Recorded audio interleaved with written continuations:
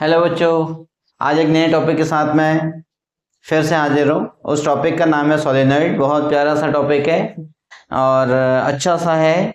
जो सोलेनॉइड हमारे हर एक उसमें यूज़ होता है, इंस्ट्रूमेंट में हो गया, डिवाइसेस में हो गया, लेकिन उसके बारे में हमें आज मोर डिटेल पढ़ेंगे। बहुत कुछ जानने को मिलेगा।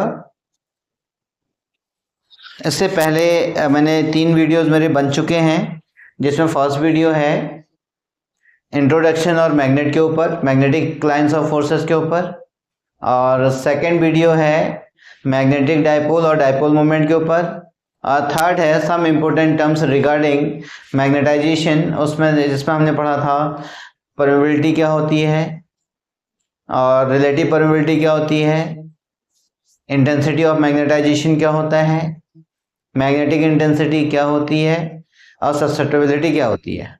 आज उसी को आगे करते हुए आज हम सोलेनॉइड की तरफ मूव करते हैं। सोलेनॉइड होता क्या है?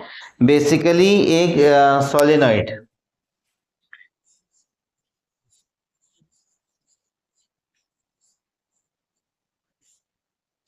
है। अब ये क्या होता क्या है? बेसिकली जब हम स्ट्रेट करंट कैरिंग कंडक्टर को नंबर ऑफ टर्न्स में रोटेट करते हैं तो ये आपका सोलेनॉइड बनता है। और ये बहुत लेस अमाउंट ऑफ करंट में हम ज़्यादा मैग्नेटिक फील्ड प्रोड्यूस करा सकते हैं। एक इसका मेरिट है। और सेकंड मेरिट इसकी है कि इसकी हम according to the direction of the current की डायरेक्शन को चेंज करके हम इसके पोलरिटी को चेंज कर सकते हैं। ये इसके सेकंड मेरिट है।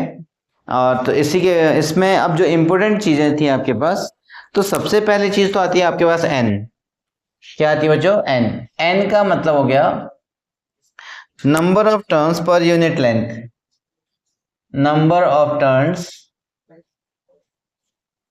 Per unit, number of turns per unit length. पहला तो ये हो गया। सेकंड पॉइंट आया इसमें आई। आई जो यूज होती है, आई है आपके पास करंट। आई क्या है? करंट। और उसके बाद बी नॉट है। B naught magnetic field interior to of the solenoid. Magnetic field interior to the solenoid, interior to the solenoid.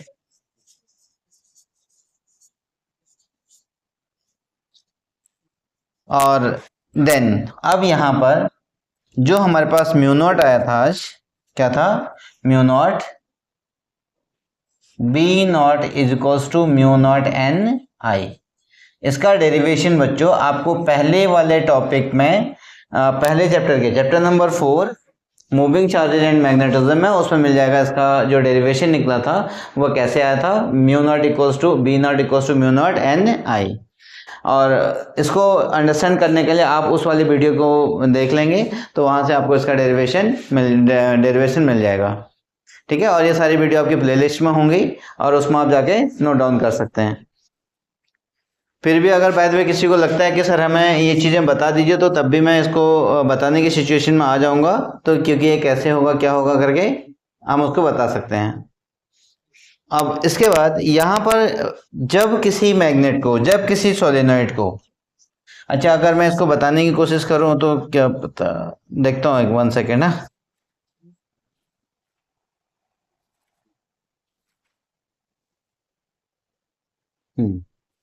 अब ये था इस सोलेनॉइड में, ये मैंने यहाँ पे ये मेरे पास एक सोलेनॉइड था,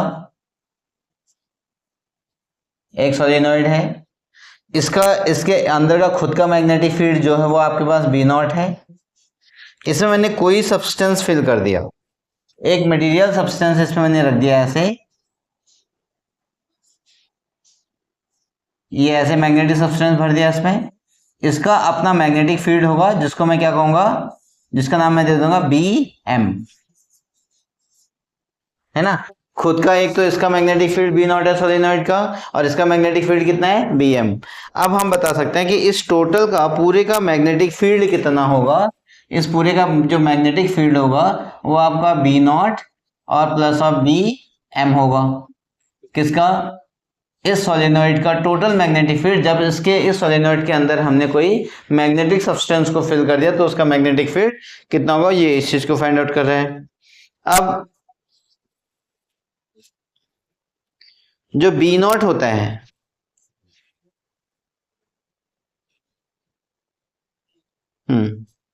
इसमें किसी मैग्नेटिक फील्ड, किसी मटेरियल का मैग्नेटिक फील्ड यानी जो बीएम होगा, जो बीएम है वो डायरेक्टली प्रोपोर्शनल है उसके मैग्नेटिक डायपोल मोमेंट के। ये तो हमने कल वाले लेक्चर में यानी इसके पहले वाले लेक्चर में हमने इसको पढ़ चुके हैं। क्योंकि बीएम का मतलब हो गया कि मैग्नेटिक फील्ड कितना देगा, कितना कम या कितना ज्यादा स्ट्रेंथ है उसकी, तो that is known as the magnetic field intensity. अब जब हम इसको रिमूव करेंगे तो यहां पर क्या होगा, तो bm equals to bm is equals to mu naught, कोई कांस्टेंट आ जाएगा, ये बचेगा mu not into of I, एक और ये आ गया, तो magnetic field of magnetizing material.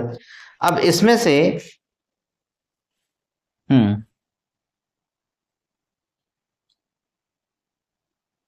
Now अब मैं इसको ऐसे यूज करूं, now B is equals to B not plus of B M, ये बचेगा, और यहाँ पे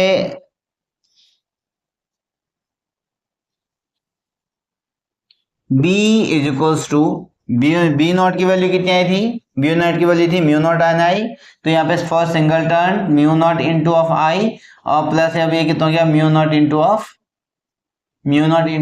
एम, बी नॉट की वैल्यू रख दी। अब इसके बाद mu not N I for, यहाँ पर क्या था कि एच इक्वल्स टू एक सोलिनॉइड के लिए था म्यू नॉट एन आई, लेकिन यहाँ पे n इक्वल्स टू अगर 1 है तो h इक्वल्स टू कितना होगा, h इक्वल्स टू होगा आपके पास म्यू नॉट आई, तो इसको हमने रख दिया म्यू नॉट आई, तो ये हो गया h, नहीं इसमें केवल एन आई था, इसमें था आपके पास N I, h equals to N I, जो अभी इंटेंसिटी मैग्नेटिक इंटेंसिटी पढ़ा था हमने एन आई, ये बचेगा। और अब तो यहाँ पे if n equals to 1, n equals to 1, then h equals to कितना हो गया, h इक्वल्स टू हो गया आपके पास i, तो यहाँ पे रख देंगे mu naught h plus of mu naught और इंटू ऑफ m, ये हो गया। इसमें से क्या कॉमन आ गया बच्चों, बी म्यू नॉट कॉमन है तो बचेगा h अपॉन ऑफ m, ये हो गया, तो ये इस साइड आ गया तो b upon of mu naught और इज इक्वल्स टू कितना हो गया h अपॉन ऑफ m, ये बचेगा। अब हमें इसमें से h अगर निकालना है तो क्या करेंगे, h equals to b upon of mu naught और माइनस ऑफ m बच गया, क्या है इसका, h equals to B naught upon of,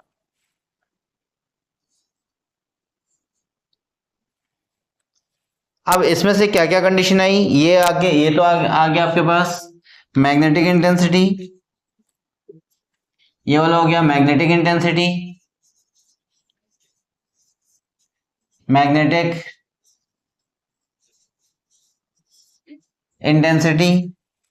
और आपके पास m है मैग्नेटाइजेशन, ये वाला है आपके पास मैग्नेटाइजेशन,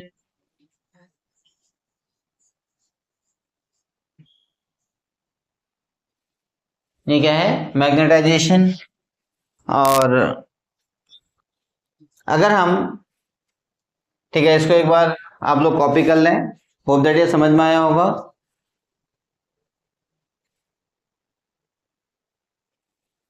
अब इसमें अगर मैं इसकी बात करूं, यहां पर S B is equals to mu naught I and plus of mu naught M,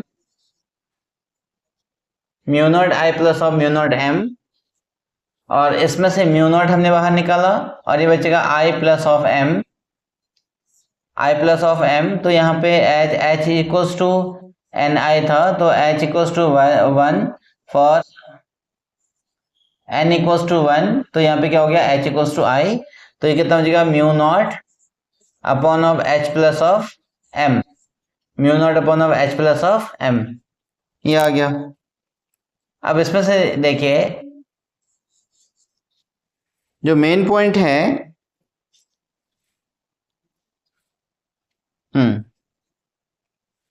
now अब थोड़ा सा बच्चों थोड़ा सा कंसंट्रेट रहें। ये बचेगा B is equals to mu naught H upon of M। इसमें से हमने म्यू नॉट को कॉमन, म्यू नॉट को लिया तो H plus of M H upon of H ये बना। फिर ये कितना हो गया, म्यू नॉट H ये यहाँ पर आ गया, 1 plus M upon of H। ये अभी मैंने एक नया टॉपिक बताया था जिसका नाम था ससेप्टेबिलिटी। तो ये कितना हो गया, mu not plus of 1, susceptibility का मतलब होता है साई। तो दिस, अब ये कितना बचेगा आपके पास, H M हो गया। तो equals to mu naught H upon of 1 plus of psi M।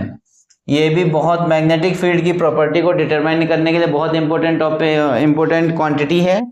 तो दैट इक्वल्स टू B, ये आ गया आपके पास। तो दैट इज, अब B क्या मिला हमें, अगर मैं इसको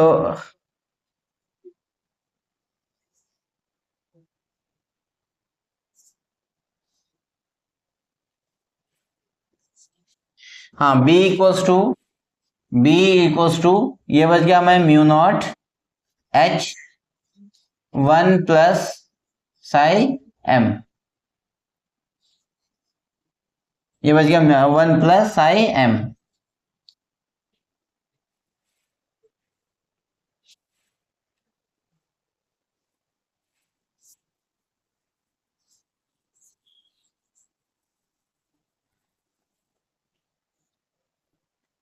ये बचा B equals to mu naught H और 1 प्लस ऑफ साई M।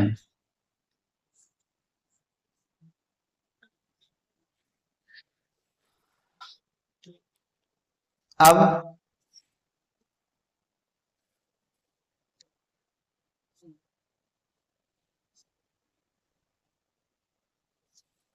इसको हम ये चीज B equals to mu naught H और इसकी वैल्यू होती है म्यू R, रिलेटिव परमेबिलिटी। इसकी वैल्यू क्या होती है, रिलेटिव परमेबिलिटी म्यू R। तो इसको अगर मैं सॉल्व करूंगा तो B is equals to mu not into of mu R into of H।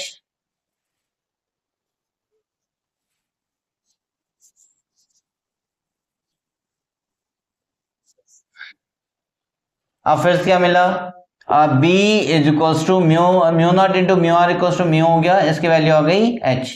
तो overall B is equals to mu H, ये आ गया। अब इसके बाद नेक्स्ट वन है, अगर नोट का फर्स्ट पॉइंट, ये अब यहाँ पे मैग्नेट की प्रॉपर्टी को डिटरमाइन करने के लिए कंडीशंस बता रहा हूं। नोट फर्स्ट क्या है,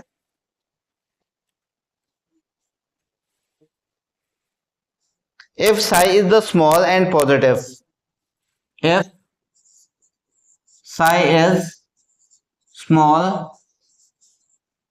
and positive, अगर ये छोटा और पॉजिटिव है, अगर psi छोटा और पॉजिटिव है तो ये होगा आपके पास पैरामैग्नेटिज्म। कैसा होगा, पैरामैग्नेटिक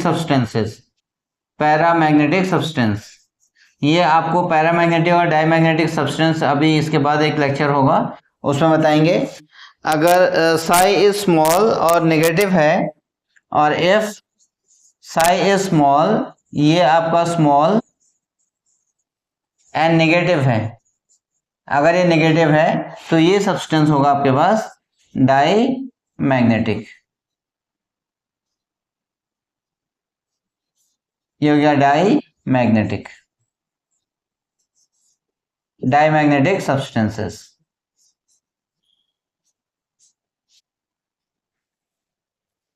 ठीक है, अब यही आपको सबसे मेन पॉइंट है आपके पास, साई को निकालना। अब ये छोटा है, अगर पॉजिटिव है तो पैरामैग्नेटिक होगा, अगर साई स्मॉल है लेकिन नेगेटिव है तो ये डाईमैग्नेटिक होगा। ठीक है, केमिस्ट्री में आपने डी ब्लॉक एलिमेंट में पढ़ा होगा कि पैरामैग्नेटिक क्या होते हैं और डाईमैग्नेटिक क्या होते हैं, और इसके बाद मैं इंडिविजुअली इस पर एक लेक्चर बना दूंगा। हाँ, अब एक इसमें और आता है फेरोमैग्नेटिक सब्सटेंसेस। अब इसमें से कुछ और पॉइंट्स लिख लेते हैं।